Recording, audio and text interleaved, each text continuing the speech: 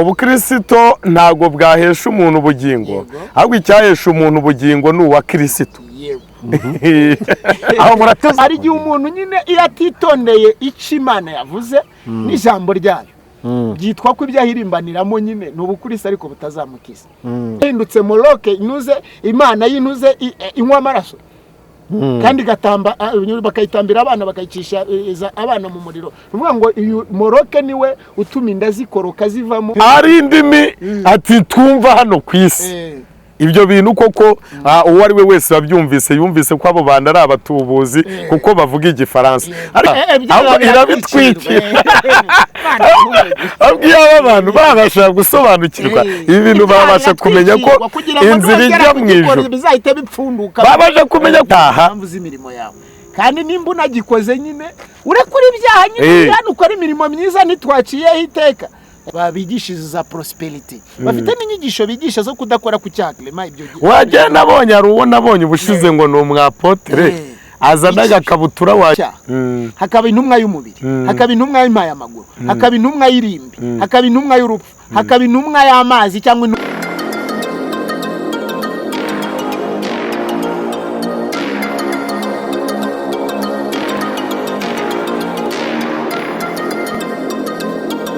Imana. Twifurize umugisha w'Imana mwese mudukunda kandi mukurikira ibigano by'ivugabutumwa byose tunyuza kuri channel. Ikamvuga ngo ineza y'Imana nibane namwe kandi umugisha w'Imana ubane namwe. Mbahaye ikaze mu kiganiro cyacu cy'uyu munsi, ndi kumwe n'abagabo babiri barimo umwuka w'Imana. Nta muntu cyo utari mu mwuka w'Imana mu izina rya Yesu. Amen. Nishimiye kuba nabo rero, reka ntangire mbaha ikaze. Ndahera ku mugabo turi kurebana uri iburyo. Yesu ashimwe. Yesu Kristo nahimbazwe cyane. Tujya ngo utangire wibutsa amazina yawe ndetse tujye kuganira. Amazina yanjye nitwa Kwizera Clement, ndi umuvugabutumwa bwiza bw'Imana ihoraho yaremye isi n'ijuru. Amen. Turi kumwe kandi n'undi mugabo, ntabwo uyu munsi ndavuga ndagira ngo bivuga ko twunguka inshuti uyu munsi. Amazina ni nta ukuraho isezerano ry'Uwiteka Ngirimana Amajyambere Byishimo Amahoro Faster. Amen. Nabanga tugiye kugana muri kano kanya rero, reka mbasabe kugira ngo mubane namwe natwe muri icyo kiganiro dutangire kandi tugisozanye, muze guhabwa umugisha wakurikiye ijambo ry'Imana kuri uyu munsi. Reka mbasabe Faustin usenga Imana tangiye ikiganiro cyacu. Uwiteka data mu izina rya Yesu, bana natwe mu mpamvu zo kuvuga, ubane natwe mu mpamvu zo kureba, kumva, kandi kugira ngo dusohoze icyo dukwiriye kumvira abanyarwanda mu bice bine by'igihugu cy'u Rwanda cyangwa ubutaka bw'u Rwanda cyangwa imbibi z'u Rwanda, ibice bine bya Afrika, ibice bine by'isi, nibahabwa umugisha kandi bongere bahabwa umugisha mu izina rya Kristo Yesu. Amen. Amen. Imana ibaha umugisha. Mufite ibyo mwatubwiye tugiye kuganira, ariko kandi nagiye ngo maze mbaze kino kibazo, iyo bavuze ubukristo bumva iki? Ubukristo, iyo bavuze ubukristo ni iki? Ubukristo ni nko kuvuga ngo ubunyarwanda.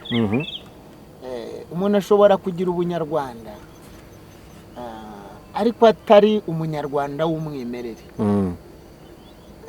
Hanyuma ubukristo buriya umuntu ashobora kugira ubukristo ariko umuntu yakubwira ngo uyu muntu ni uwa Kristo, bikaba ari byiza cyane. Uwa Kristo rero aruta ab'ubukristo. Kuko nukuvuga ngo umuntu ashobora kwiyitirira ikintu, ariko noneho umuntu wa Kristo mwenyewe nguvuga ngo nyine akora ibiruse iby'ubukristo. Nukuvuga ngo ubukristo ashobora kugira pourcentage runaka, ariko uwa Kristo aba afite byose bya Kristo Yesu mu mpamvu zose. Amen. Clement, byumva gute wowe? Ngewe uko mbyumva, ukuvuga ngo iyo ugeze muri Yohana ibice bibiri haravuga ngo iki ni cyo kitumenyesha yuko tumuzi, ngo nuko twitondera amategeko ye. Ngo uvuga ko amuzi ngo ntiyitondera amategeko ye, ngo ukuri ni kuri muri we, ngo ni umubeshyi. Rero ni ukuvuga ngo uwa Kristo nusa na Kristo, nusa nyine n'uwo mugabo wabayeho avuye hano mu isi amaze gucungura isi hashize imyaka 2025, nusa n'uwo mugabo. Uwo niwe wa Kristo. Yego. Ese ijambo ubukristo birahagije kugira ngo biheshe umuntu ubugingo? Reka. Ubukristo ubukristo ntago bwahesha umuntu ubugingo, ahubwo icyahesha umuntu ubugingo ni uwa Kristo. aho muratuzimije ngo ntabwo ari ukuzimya kugira ngo ubyumve neza. Rero umuntu ashobora nyine kugira ubunyarwanda ariko bwite atari umunyarwanda w'umutima. Hanyuma ni ukuvuga ngo nyine ubuse nuzi ko hari nk'umuhinde ushobora kugabana ubunyarwanda ugasanga ndabazi b'abahinde kandi bagabanya tukamanationality. ubwo ni ubunyarwanda. Hanyuma ubukristo kuko batabugura ahubwo babwuzuriramo. Yesu nibamugura ahubwo Yesu bamwuzuriramo. Rero Yesu ntabwo ari ikintu, si n'ukuntu, si n'ahantu, ahubwo Yesu nyine uwo Yesu ni Imana, uwo Yesu ni ijambo. Namaze kumenya yuko Satani atagira ijambo, ibyo agira ni ibigambo. Kandi ubwo Yesu buriya ni ukuvuga ngo iyo Imana mu bintu yakoze mu isi no mu ijuru, nuko avuze ngo jambo uwo yari Imana. Nta cyaremwe kitare, no kuvuga ngo nta muntu wagira ijambo Imana nyine itari muhaye, kuko ariyo jambo nyine. Nuvuga ngo ibyo abantu bavuga bisa n'amagambo, ariko ijambo niwe Mana. None ukuvuga ngo rero n'ubukristo ntabwo tubugura mu isoko cyangwa mu madini, ntitubugura no kubahanuzi cyangwa bavuga butumwa cyangwa se ngo tubugure nabigisha mategeko cyangwa se ya farisisme. Ahubwo nuvuga ngo kwa Kristo tugabana kubaho, tugabana ubugingo, tugabana umwambaro wo kwera. Nuvuga ngo Imana nimba impaye ururimi rwo gukiranuka, ntabwo urumva jewe umutima wanjye nzawambikamo gukiranuka. Nuvuga ngo ubukiranutsi, umuntu ashobora gushakisha ubukiranutsi akaba yabugeraho. Umuntu ashobora gushakisha ubukristo akaba yabona Kristo. Donc yaca mu bukristo akagera kuri Kristo. Ariko ubukristo nakubwiye ngo ntabwo byuzurira mu mpamvu zo kwerekana yuko ubukristo busobanura ko Kristo Yesu umufite. Ushobora kugira nyine amakriteria y'ubukristo. None kugira ngo ubyumve neza nepo, mperutse guhura n'umuntu mu muhanda, umwuka arambwira ngo mbwirire uwo mudamu yuko asa n'abakristo, ngo ariko ko ubukiranuka by'Imana atabyuzurira. Nuvuga ngo Imana iramubwira atari kubwira kubashye, ibaze kukubwira ngo urasa n'abakristo, urasa nyine n'abakristo, ngo ariko gukiranuka by'Imana ntabwo bifite, kwera ko Imana n'ubifite. Koko arambwira ati noneho kugira ngo ubyumve neza, Imana imbwiye ko wambaye ubuza. Arambwira ati naraye ndose n'ubundi umugore ari kumbwira ko wambaye ubuza. Namubwira ni rero ni umwuka umbwiye guri. Hanyuma nukuvuga ngo reka kwiyoberanya, ahubwo wambare gukiranuka kugira ngo ube umukristo wemewe mu maso y'Imana, kugira ngo ube uwa Kristo wemewe. Rero hari igihe umuntu ashobora kugira facette yo kuririmba, ariko nk'ubu Imana igeze kumbwira ngo abantu baririmba izi ndirimbo zo mu gitabo, ariko donc badasa nabyo. Hanyuma irambwira atariko icyo ngukundira nuko uririmba ibyo uri gufire. Nyine hari ikuntu umuntu aririmba ibintu kubera ko ari kubisoma cyangwa akanasoma n'amagambo y'Imana ariko adashaka kuyuzuriramo, kuko Yesu yaravuze ngo hano muri Luka 11 murongo wa 27 Clement, ngo umugore wari muri iryo teraniro ngo atera ashyira hejuru aravuga ati hahirwa inda yabyaye Clement n'amabere yonyeje Clement. Hanyuma Faustin akavuga ati ahubwo hahirwa abumva ijambo ry'Imana barangiza bakarya. Ariko ni Yesu wasobanuye ayo magambo, ariko umubwira ati ntabwo ibere ryanyoheje rihiriwe hafi wijya mu mubiri. Avuga ati hahirwa umuntu wumva ijambo rya Kristo Yesu yarangiza akaryitondera akarikurikiza. Aravuga akaryitondera niko muri Luka havuga. Abavuga ngo hahirwa bumva ijambo ry'Imana barangiza bakaryitondera, uwo murongo wa 28. Rero no kuvuga ngo kwitonda, kuko Daniel agiye kuvuga amagambo aravuze ngo aya magambo nyavuganye gutungana no kwitonda rwose. Rero ari gihe umuntu nyine iyo atitondeye icyo Imana yavuze n'ijambo ryayo, byitwa ko ibyahirimbaniramo nyine n'ubukristo ariko butazamukiza. Rero Christianisme ntabwo yakiza umuntu kiretse Kristo mwenyewe. Rero Kristo yaguhaye ijambo nibwubaho. Kristo yaguhaye ubuzima. Niravuga ngo urya ntabwo urya nyine umutsima muha ntago azapfa, ntago azariwe. Nyine uwakira ijambo ry'Imana mu kuri kose. None se bakubwira ngo umwana w'intama mu murye nta na kimwe mukuye. Ariko urumva n'amahembe n'unuze n'amagufa n'iminono n'ibyo Imana guhumuye. None hanyuma abantu jewe Imana yamaye kugabura isosi gusa munyihanganira, yamaye kugabura ngo amazi masa, yamaye kugabura nigeze imibikomeye ngo nigeze imibikomeye ukarebwa. Ese ubwo wabonye umuntu w'ipamba umuntu agirwa n'igufa akagirwa n'ijisho n'ubaye wowe umuntu udafite igufa abaho rero uriya niwe bita niwe muntu uze niwe bita Zewusi muri rya dini mwayingaruye muri rya dini niwe bita Zewusi nyine uriya ntuze uriya kira kigirwamana kazi kiba Semiramisi abagize intuze kandi ni Murodi niwe wahindutse Moloke intuze imana y'intuze inywa amaraso kandi gatamba bakayitambira abana bakayicisha abana mu muriro uvuga ngo uyu Moloke niwe utuma inda zikoroka zivamo bifatanijemo ni madame donc ni dame Oceanique yitwa Naomi. Yego. Ndabona Clement afite sinzi n'ijambo ashaka kudusomera muri Bibiliya. Clement arashaka kutubwira amagambo ye. Njyewe nashakaga ijambo rya Yesu. Ndashaka kuvuga ijambo nyine ryo wampamagaye.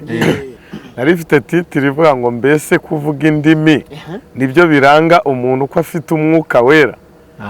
Haleluya. Dufashe ngo mudusobanurire. Ntabwo Ese kuvuga mu ndimi ko abantu mbona bazifatishije isi. Kuvuga mu ndimi nibyo bigaragaza yuko umuntu afite mwuka wera. aho kada kandi n'abadayimoni bazivuga baranazigisha izo ndimi z'umwanda ahubwo reka sobe hano twihuse cyane wenda kugira ngo abantu barusheho guhuguka nguko umwuka wera yamanukiye intumwa ngo umunsi wa Pentekote usohoye bose bari hamwe mu mwanya umwe igice cya kabiri ngo umunsi wa Pentekote usohoye bose bari hamwe mu mwanya umwe bahuje umutima nuko umuriri ubatungura uvuye mu ijuru umeze nk'umuyaga uhuha cyane ukwira inzu bari bicayemo haboneka indimi zigabanijemo zisa n'umuriro ururimi rujya ku muntu wese wo muri bo bose buzuzwa umwuka wera batangira kuvuga izindi ndimi nk'uko umwuka yabamanukiye kuzivuga muri Yerusalemu habaga abayuda ako kantu gakurikire abayuda b'abaturage b'abanyadini bari baraturutse mu mahanga yose ari munsi y'ijuru uwo muriri ubaye abantu benshi baraterana batangazwa nuko umuntu wese yumvise bandi bavuga ururimi rw'iwabo barumirwa bose baratangara bati mbese aba bose bavuga si abanyagalilaya none se ni iki gitumye twese tubumva bavuga indimi z'iwacu za kavukire kandi turi abapariti nagira ngo wumve bano bantu bari bahari uko bangana ni nk'uko wajya muri USA ukahasanga abaturutse mu mpande z'isi zitandukanye ngo twese turi abapariti n'abamedi n'abanyeramu n'abatuye Mesopotamiya n'i Yudaya n'i Kapatokiya n'i Poto no muri Aziya n'i Furugiya n'i Pafiriya no muri Egiputa no mu gihugu cy'Ilibiya urumva no muri Libiya hano muri Afurika bari bahari wagira ngo ahubwo aho ni muri Amerika n'igihereranye no muri Ukraine umva ngo nabo muri Ukraine bari bahari n'abaroma n'abashyitsi n'abayuda n'abakomeza indimi n'idini yabo kandi n'abakirete n'abarabu turabumva bavuga ibitangaza by'Imana mu ndimi z'iwacu wenda reka mbefungiye aho ngaho haleluya noneho wawuza n'ijambo Imana yabwiye Ezekiyeli mu bice bitatu yavuga ngo singutumye kuba ururimi runanirana cyangwa rutamenyekana ngo iyaba naragutumye kuri bandi baba barumvise ngo ariko ab'inzu ya Isirayeli bo bazinze umunya ntibazakumvira haleluya ariko uzapfe kubabwira ariko uzapfe kubambwira rero igitangaza kiri muri ibi bintu nuko ahangaha indimi bazivuga ubwabo Imana yashakaga kwemeza ba bandi batemeraga Kristo cyane yuko ari Imana ibasha kurema indimi nshya. Izo ndimi bavuga ko ari izayo, Imana ihabwa icyubahiro. Noneho barazivuga, nge naratangaye cyane rero Faustin. Ngewe iyo nasenze cyane nkatangira kuvuga indimi, njya nshiduka ndi kuvuga indimi zo mu Gihindi. Yego. Haleluya. None ukibaza, hari igihe nigeze kumva umuntu umwe muri iki gihugu avuga nishareka muvuge yitwa Angeli Mutabaruka, akora kuri TV1. Aravuga ati igitangaze cya ziriya ndimi ati ko numvise bavugamo Igifaransa. Ati kandi cya farumasi zo muri farumasi. Ati kandi izo ndimi ari indimi ati twumva hano ku isi. Ibyo bintu koko uwo ari we wese wabyumvise yumvise ko abo bantu ari abatubuzi kuko bavuga Igifaransa. Ariko Imana ishobora kukumanurira Igihinde nk'uko yabimaye, kuko iteganye yuko hari igihe runaka izanuma kujya kuvuga ubutumwa mu Buhinde. Hanyuma noneho yabohora ururimi rw'Igihinde amaze kundekurira. Abahinde bakavuga bati ni gute arimo avuga ururimi rw'iwacu hano mu Gihinde kandi ari umunyarwanda. Ubu yarukuye ahagana hehe. Haleluya. Rero bisobanuye yuko ururimi n'ubundi ntabwo kuzura umwuka wera cyangwa se kuba warujujwe umwuka wera bisobanura yuko cyangwa se kuba warabyawe bwa kabiri bisobanura yuko uvuga mu ndimi. Nibyo. Niyo kumva umuntu umwe uvugira kuri radiyo yacu ya ADPR y'itorero ryacu arabatese wuzuye umwuka wera. Yego. Uzuye umwuka wera ati nagira ngo umbwire ibimenyetso wavuze mu ndimi. Noneho icyo gihe umukiranutsi utavuga mu ndimi we ahita yiyumvisha yuko we ijuru ritaramwemera kubera yuko atavuze mu ndimi. Kandi na Mose ntiyavuze mu ndimi. None igitangaje abo basaza rero b'iryo torero bacu nyine kandi bakabaye ahubwo badusobanurira ibintu nk'uko biri. Nge nasanze batabizi kubera yuko none se urugero nko muri ADPR abantu baririmba, abantu bavuga mu ndimi ni bake cyane ugereranyije n'abazivuga. Ubwo abo bavuga indimi niba Imana ifite. Akandi kantu ubu nakubwira, uzi ko abamajisiye cyangwa abakonikoni aho mu Buhinde wavuze hari ururimi rwitwa Urdu. Abakonikoni bavuga ikirimi cy'abadayimoni cyo cyitwa Urdu. Abakonikoni nyine abamajisiye bonuze bo mu Buhinde. Rero umuntu kandi icyo kintu unavuze ubu icyo ari igihe Imana ishobora kunjyana mu Giheburayo, ikanjyana mu Gishinwa, ikanjyana mu Kiyapani, ikanjyana mu Iringara, ariko noneho uburyo mbivuga ngiye kambwira atari ko nta muntu nta marayika wakumva urwo rurimi usibye jewe. Reba noneho uyu muntu ushaka kwemeza abantu akagenda akazana nk'ikirimi cyo muri Somali cyangwa cyo mu giturage cyo muri Côte d'Ivoire cyangwa se cyo muri Serbia cyangwa cyo muri Senegal, kuko buriya naho habinuze cyangwa cyaha hakurya kino cya gihugu cyangwa hirya ahangaha cyangwa za Kenya akazana Igikuyu n'ibindi bintu. None rero iyo ugiye kureba Nikodemu ngo asanga Yesu Kristo ndavuga ngo ni gute umuntu yabyarwa ubwa kabiri. Ngo ese ubu nasubira mu nda ya mama kandi ndi umuntu w'umugabo ungana gutya. Yes ati ukaba uri umwigisha utazi ibyo ngibyo. Utazi ibyo. Icyo kintu noneho ubanze neza ucyumve. Noneho Bibiliya igaragaza yuko kuba warabyawe bwa kabiri. Haleluya. Amen. Kuba warabyawe bwa kabiri icyo bisobanuye ukuvuga ngo kuba wuzuye umwuka wera. Ukuvuga ngo narasambanaga sigaye mbyanga urunuka, nararogaga sigaye ngira imbabazi, naricaga sigaye nkiza, nagiraga ishyari sigaye nifuriza mugenzi wanjye ibyiza. Kandi nyowe na wa mwuka w'ukuri na wa mwuka icyo gihe wuzuye mwuka wera. Iyo ufite ziriya mbuto ngo dore ngo ariko rero imbuto z'umwuka ni urukundo. Uri kumva icyo gihe ntarwo wagiraga kuko wari utarakiza. Reka mbasomere akantu kihuse cyane, Yesaya 48 umurongo wa 18 n'uwa 19 kugira ngo bumve neza icyo ngicyo uri kuvuga.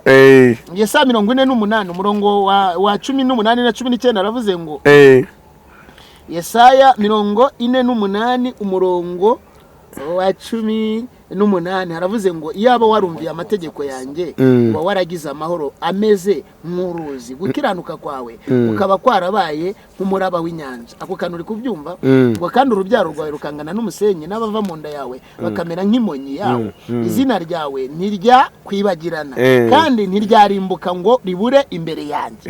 Uri kumva ku kantu noneho Yesaya 43:18 nawe akavuga ngo ibya kera nimubyibuke Clement. Umwe ngo Pawulo aragaruka no mu Bafilipi ibice 3 aravuga ngo nibagirwa ibiri inyuma ngasingira ibiri imbere, ndamaranira kugeraho dutanguranwa kugera mu guhamagara kwa Kristo Yesu. Hanyuma hanga akavuga ngo ibyashize mwe kubyitaho, dore ngiye gukora ikintu gishya, ubu bwo kigiye kwaduka ntimuzakimenya, nzaharura inzira mu butayu nembesha imigezi mu kidaturwa. Uwo rero ni umwuka wera uzagashyiraho inzira aho zitari. Ikimenyetso cy'uko wuzuye umwuka wera ubanze wumve kino kintu. Yego, ntubugikora icyaha. Yego nibyo, kubera ko Bibiliya bangwayirwa umuntu wababariwe ahubwo irabitwikira.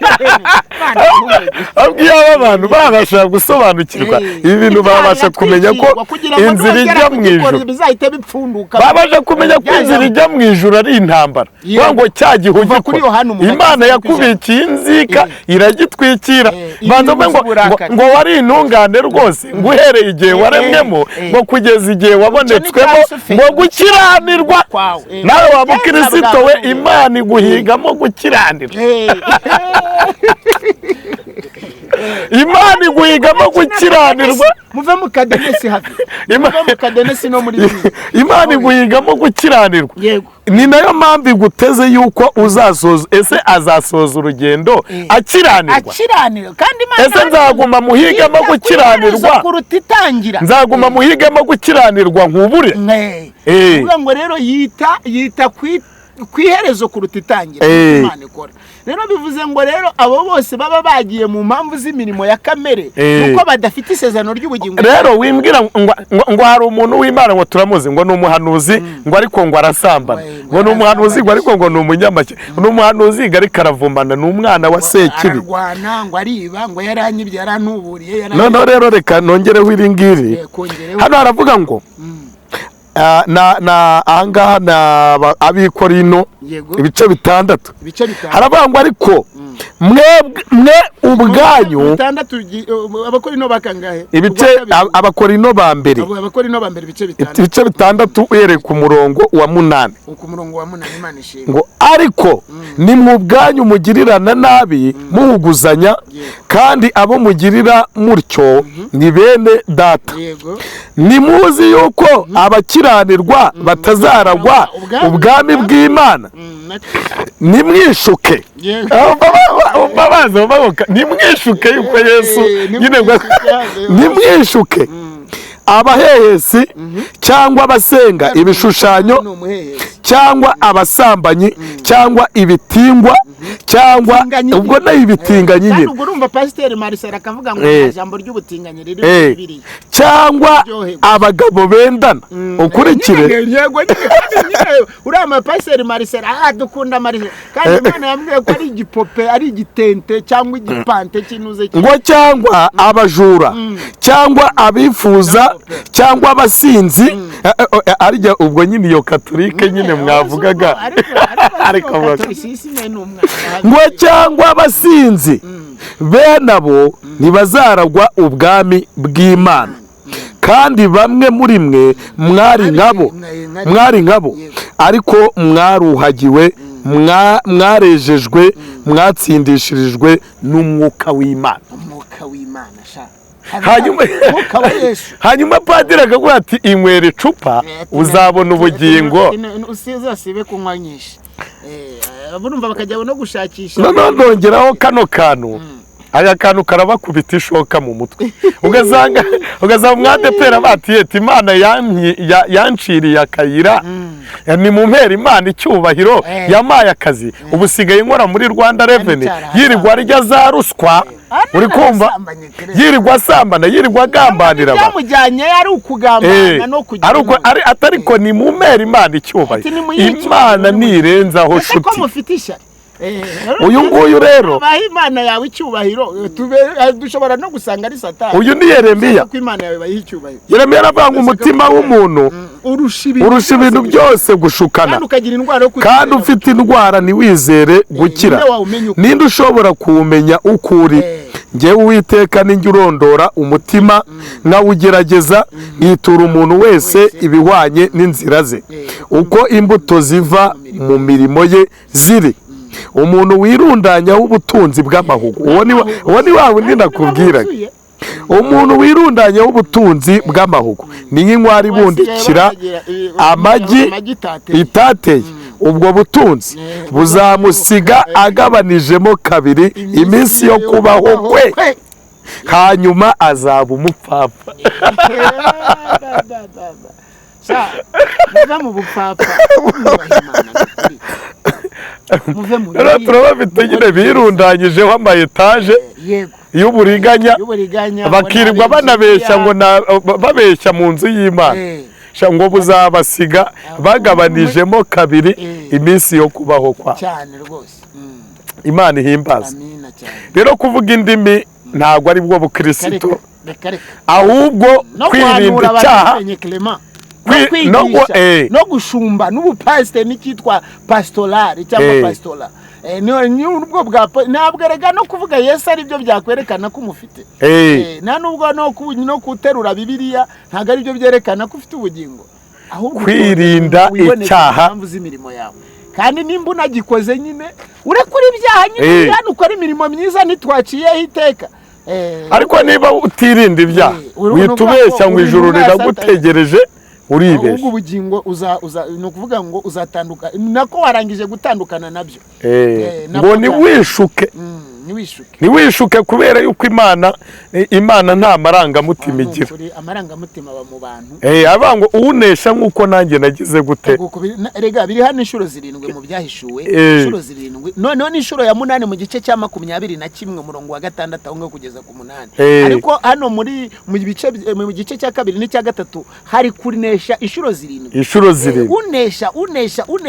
inshuro 7 ngo kuva kera kose ngo ubwami bw'Imana bugira gute uratwaranirwa kuva kuri Yohana umubatiza rega ngo ubwami bw'Imana si amagambo intwarane zibugishamo imbaraga musomere nepo Abaheburayo ibice 10 umurongo wa 26 ndahasoma cyane umurongo wa 26 hanyuma uwo Yesu babwira ngo mugende musambane mugende mwibe mugambane mugaruka bababari uwo nawo hari gishyira kuri Yesu hafi ari icyaha cye niwe kiziberaho bya bindi yarabitwikiriye rekeraho kongeraho ibindi byo mu bujiji hanyuma no kuvuga ngo ubu noneho niba byihane batazacirwaho iteka batazajya mu muriro barimbuka none turebe ese umuntu yakoze icyaha rimwe yarakijijwe yaramenye Imana aragaruka kababarirwa cyangwa ni pasiteri umubabarira ariko ijuru ryo niri mubabarira yababarirwa kuko na Dawidi cyangwa Samson yarababariwe ariko abantu bishyira imbere ibyaha somera iryo jambo no kuvuga ngo ibice 10 umurongo wa 26 umurongo wa 26 icyo umurongo wa 26 waravuze ngo niba dukora ibyaha nkana tumaze kumenya ukuri nyaba hagisigaye igitambo cy'ibyaha keretse gutegerezanya ubwo n'umurongo wa 24 gutegerezanya ubwoba gucirwaho iteka no gutegerezanya umuriro w'inkazi uzarya abanzi b'Imana hanyuma 28 wasuzuguye amategeko ya Mose ko atababarirwaga ahubwo bakamwica abagabo 2 cyangwa 3 bamushinje nkaswe ukandagiye umwana w'Imana agakerensa amaraso y'isezerano yamweshejejeho agahemura umwuka utanga ubuntu nimugira ngo azaba kwiriye igihano gikabije cyane kuruta bya bindi kuko tuzi uwavuze ati guhora ni ukwanjye nijye uzitura kandi ati Uwiteka azacira urubanza ubwoko bwe erega biteye ubwoba gusumirwa n'amaboko y'Imana ngo niba dukora icyaha ki nkana tumaze kumenya ukuri niyo bakiriye igitambo cy'ibyaha keretse gutegerezanya ubwoba gucirwaho iteka no gutegerezanya umuriro w'inkazi uzarya abanzi b'Imana. None abo barokore bari kuvangwa abantu ngo bagende basambane baroge baze bababarire. Kukubwira akantu urabona Satani cyangwa ubwami bwa Satani, Satani we abantu bamukorera bo bagiranye amasezerano, kubera yuko no kuvuga ngo wamaze kumenya umucyo hanyuma akazana umwijima. Ijambo rikavuga Mateo 28 umurongo wa 1 kugeza aho 5 uvuga ngo mbega ukuntu uwo mwijima uzaba ari mwinshi. No kuvuga ngo rero umucyo usimbuje umwijima ukajya kugirana amasezerano na Satani, aba apotre n'aba bishop n'aba profete bagiye gushaka nyine kwamamara, donc gloire femelle, ubutunzi babigishiriza prosperity, bafite n'inyigisho bigisha zo kudakora ku cyaklema. Ibyo wagenda abonye ari uwo nabonye ubushize ngo ni umwapotre azana agakabutura wagira ngo banako bararana ninuze n'ikibi nako bararana yitwerera ngo ni uwa Kristo. Erega wabigwakita apotre ariko tine pas l'apotre cyangwa vrai apotre none usura apotre. Erega kerema ngiye kukubwira ibi bintu, hari intumwa y'icyaha, hakaba intumwa y'umubiri, hakaba intumwa y'impaye amaguru, hakaba intumwa y'irimbi, hakaba intumwa y'urupfu, hakaba intumwa y'amazi cyangwa intumwa ya donc ya Madame Oceanique abo bita basirene deso, hakaba intumwa y'abantu, hakaba n'intumwa ya theology, hakaba n'intumwa y'ikinyoma n'intumwa y'ijoro Clement. Niko nyumva neza. Rero ubwo rero muri izo ntumwa ni wari ariko watumwe na Kristo, ntabwo ashobora gutanga umwanda, ariko witumye atanga amabyi, atanga umwanda. Uranyumva neza? Rero hari abitumye muri uyu murimo, ariko mwungu ugese kukibaneyemo, hanyuma Imana ikabateza ubushita bakaza guhehamo bakanoza bakanagira bakabahe. Nano kuvuga ngo icyaha ukora ni wowe ukikorera wowe ubwawe, kandi ni ukuvuga ngo urubanza ni wowe ruziberaho. Hanyuma kabiri Clement barabagenda bakababwira tukwiriye gushaka abakobwa b'amavierije ukabasambanya kugira ngo ubyumve neza.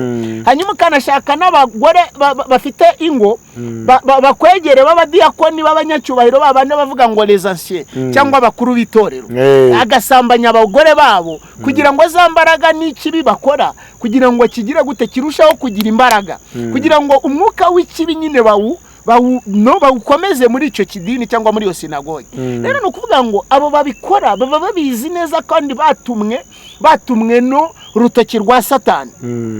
Ariko ukora icyaha mu mpamvu z'ubujiji, Imana ihora ubwira umunyabyaha ngo umunyabyaha sinishimira kupfira mu cyaha.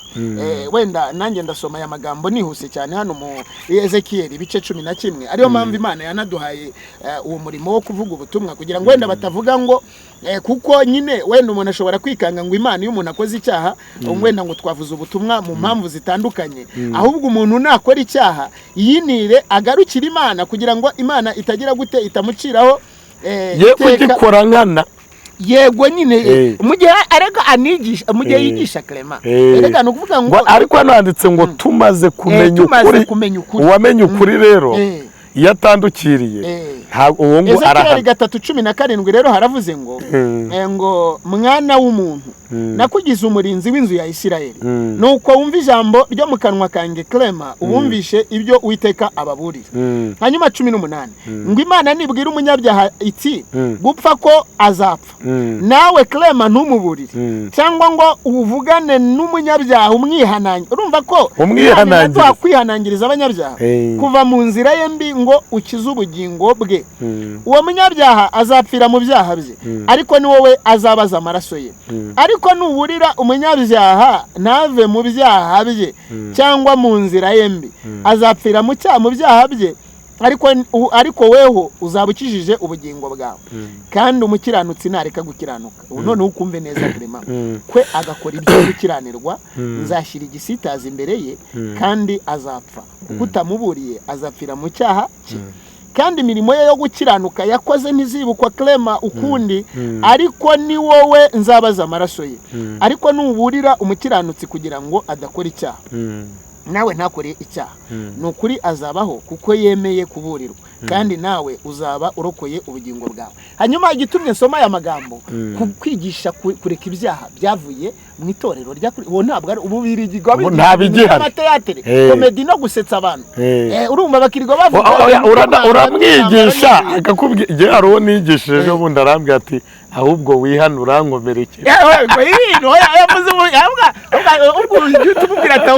Imana izagushigiza gutera kanseri n'igisebe kidakira nihane ndagukomereke ahita avuga ati kwa mami kwa dadi ntabwo ariko batubwiriza ko nitwisambanira kandi banatubwira ko Imana ari nziza, Imana ntigira ubugome, ngo Imana ngo sinera.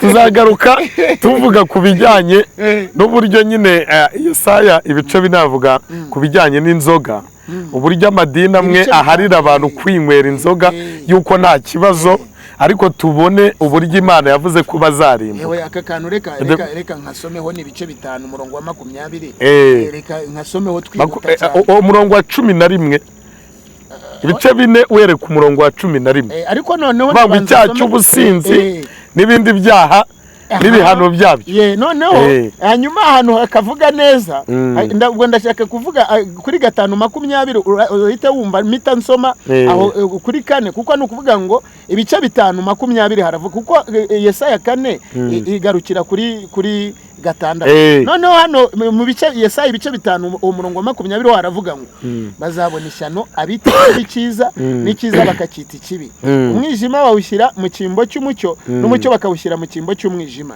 ibisharira babishyira mu cyimbo cy'ibiryohereye n'ibiryohere bakabishyira mu cyimbo cy'ibisharira.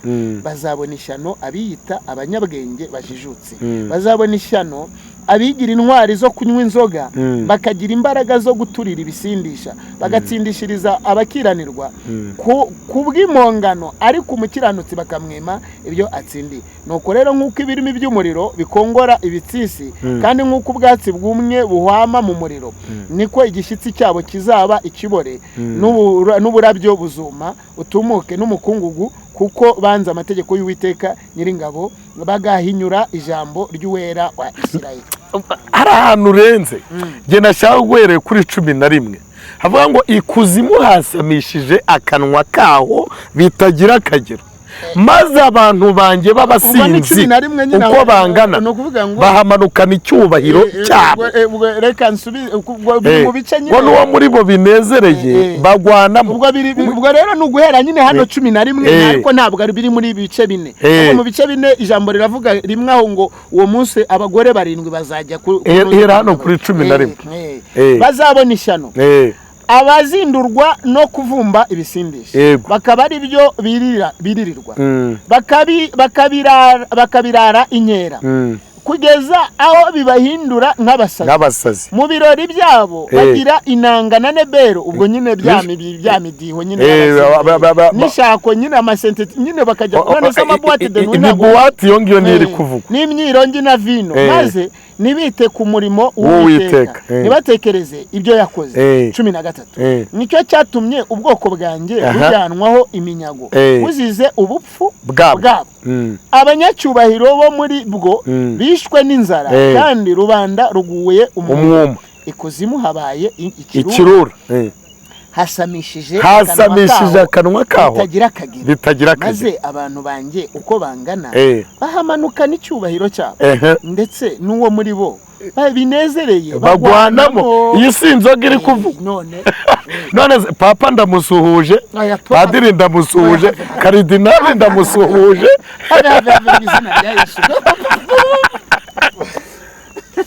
turashoje burije ntacyo muri hano abazimu mu izina rya Yesu ni kuri kandi turashoje ufite n'ibya Kristo n'ubuntu burije tuzagaruka. Imana ibahe umugisha cyane cyane ikiganiro urabona ko n'ijoro ryabaye ijoro. Reka twari ku musozo w'ikiganiro cyaje cy'uyu munsi ko tuzagisubukura ari ku manywa. Reka mbasabwe mutange nimero za telefone Clement ahita asenga Imana. 0788215107 ni Foster 0788412752 nanjye ni Clement. ugasenga Imana. Uwiteka Mana yacu ikomeye cyane, Mana yera, we wuzuye imbaraga n'ubuntu n'icyubahiro cyinshi, turagushimiye ko ari wowe Mana wenyine, tugushimiye ko tugose, tugushimiye ko dutsindira intambara z'uburyo bwose, tunagushimiye ko uzaduha ubugingo, tugushimiye yuko kugukorera ari ingororano z'iteka ryose. Turagushimiye rero Mana yacu, tugushimiye ko ubanye natwe muri iki kiganiro, n'abazacyumva tubasabiye umugisha, n'iyi televiziyo nayo tuyisabiye umugisha, komeze uyikuze uyigeze ku mpera y'isi, kuko ari wowe Mana ukomeza icyari cyoroshye ndetse n'icyoroshye n'igikomeye ukacyoroshya. Rero Uwiteka ntuhabwe icyubahiro kuko ari wowe Mana, ibyo dusabye byose tubisabye mu izina rya Yesu Kristo. Amen. Amina.